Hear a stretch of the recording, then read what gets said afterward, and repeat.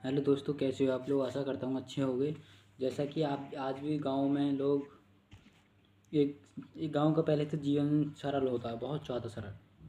और गांव के लोग आपस में जुड़े हुए होते हैं। वो किसी के साथ तो ऐसा कोई बर्ताव नहीं करते। अब सबको एक समान समझते हैं। और हाँ, गांव में सबसे ज़्यादा जातिवाद होता है ना। गांव में लोग सबसे ज़्यादा जो करते हैं वो पशुओं की सेवा करते हैं। और दूसरा, खेती बाड़ी करते हैं। गांव का जो जीवन है ना, वो बहुत कहने को सरल भी है और बहुत कठिन भी होता है। गांव के लोग अगर मेहनत करें, शिक्षित बने, तो अपने भविष्य को तो उजागर कर ही रहें, आने वाले भविष्य के लिए भी वो लोगों की सोच बदल सकते हैं। जैसे कि आज हम पढ़े हैं, कुछ तो पढ़े हैं, हम अपने बच्चों को अपने से ऊपर ही पढ़ाएंगे, ना कि अपने से नीचे।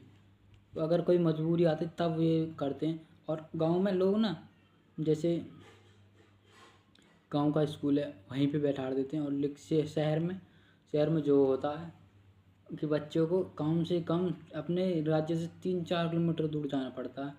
और गांव में भी ऐसा होता है, कहीं पे भेजते हैं तो।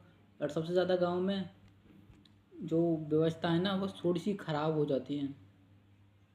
जो टीचर होते हैं वो बच्चों पर ध्यान नहीं देते आज के टाइम में। जो आज मैं देख रहा हूँ वही बता रहा हूँ। और जैसे आप लोग भी अभी मुझे देख रहे हो, मैं भी अभी शिक्षित हूँ भाई।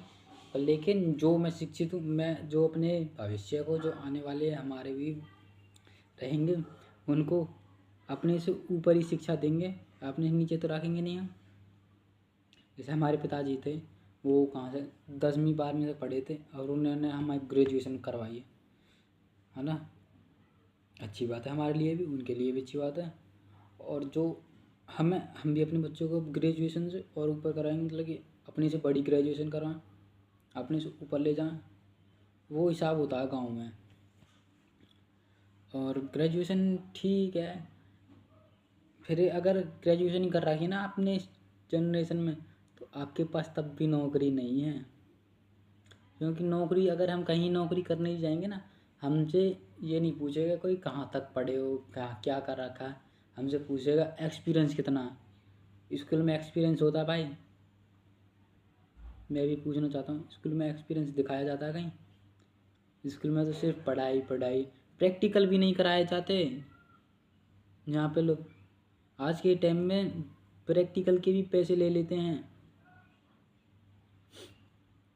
जो बड़ी बड़ी क्लासें बीए वगैरह, इनमें तो प्रैक्टिकल के पैसे जाते हैं। और जो पेपर नहीं होते उनके भी नकल के पैसे जाते हैं। हमारे यहाँ पे ऐसे ही होता है। और जैसा भी आप लोग जानते ही हैं, हम गांव के लोग, और दे भी देते हैं, उनको कोई फ़र्क नहीं पड़ता। हाँ, इतनी है उनको, बस एक चीज़ से मतलब है, डिग्री मिलनी चाहिए बस, आता कुछ नहीं हो। इसीलिए तो जो भी बड़े बड़े नेता हैं वो अपने बच्चों को बाहर पढ़ने भेजते हैं, क्योंकि उन्हें पता है इंडिया में सिर्फ डिग्री मिलती हैं और कुछ नहीं मिलता। अगर आप भी अपने बच्चों का भविष्य बनाना चाहते हो, या तो इन नेताओं को बदल दो। बदल भी मतलब ऐसे दो, जो नेता रहेगा उसके बच्चे भी इंडिया में पढ़ेंगे। ये नियम लागू होना चाहिए, तभी देश आगे बढ़ेगा। अगर देश को बढ़ाना है आगे, तो ये नियम लाना पड़ेगा। जितने भी मैं तो ये बोलना चाहता हूँ, जितने भी जो भी लोग हैं जो सरकारी ड्यूटी कर रहे हैं, उनके बच्चे सरकारी स्कूल में पढ़ने चाहिए, जिससे कि माहौल अच्छा होगा और शिक्षा पे ध्यान दिया जाएगा और बच्चे की पढ़ाई होगी। और जो भी, मतलब जो भी आज के टाइम में कोई है तो ठीक ठाक पैसे हैं जिसके पास, वो तो अपने बच्चों को बाहर पढ़ा लेगा। जो मिडिल क्लास लोग हैं, वो तो गांव के जो जीएसटी दे रहे हैं सरकार को, जो टैक्स दे रहे हैं, उनके बच्चे भी गवर्नमेंट स्कूल में पढ़ रहे हैं। और सरकार के कहाँ पढ़ रहे हैं? विदेशों में, कोलंबिया यूनिवर्सिटी, किसी के कहीं किसी के कहीं। मतलब कि भारत में कोई पढ़ाना ही नहीं चाहता।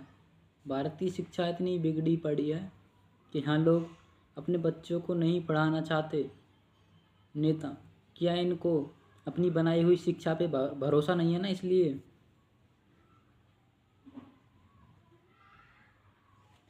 अगर आप भी अगर अपने बच्चों को भविष्य अच्छा देना चाहते हो तो आप खुद मेहनत करो, ताकि आपके बच्चे अच्छे स्कूल में पढ़ सकें।